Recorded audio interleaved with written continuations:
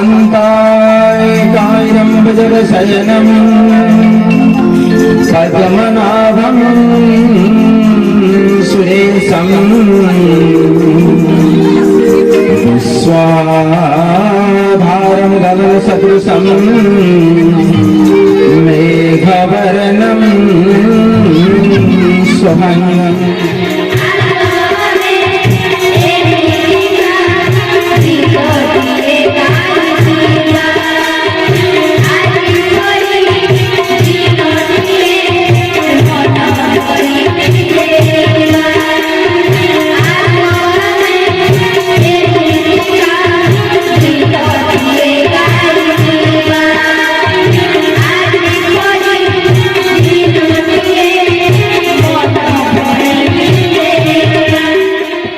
रेमुणा शिक्षामंडल अंतर्गत नरहरिपुर नोडाल स्कूल वार्षिक पुरस्कार वितरण उत्सव बुधवार अपराह्न स्कूल परिसर रे अनुष्ठित हो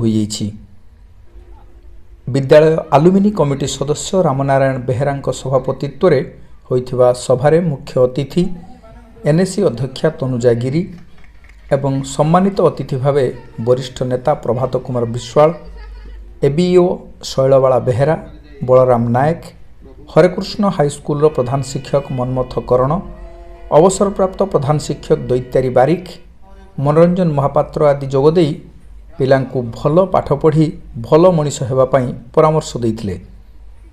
वरिष्ठ शिक्षयित्री निर्मला रणा मंच आह्वान करथिबा बेले सीआरसीसी ब्रजमोहन बिन्धाणी मंगलाष्टक पाठ करथिले। शिक्षक सोमनाथ सिंह वार्षिक विवरणी पठन करथिले। शेषे शिक्षक कृष्णचंद्र प्रधान धन्यवाद देते। प्रारंभ में छात्री माने स्वागत संगीत गान करथिबा बेले गायत्री बेहेरा स्वागत नृत्य परिवेशन करथिले। सभा परे पिलांक द्वारा नाच गीत परिवेशन करा जायथिला। बहु संख्यार अभिभावक एवं ग्रामवासी पिलांक द्वारा अनुष्ठित कार्यक्रम को मन भरी उपभोग करथिले।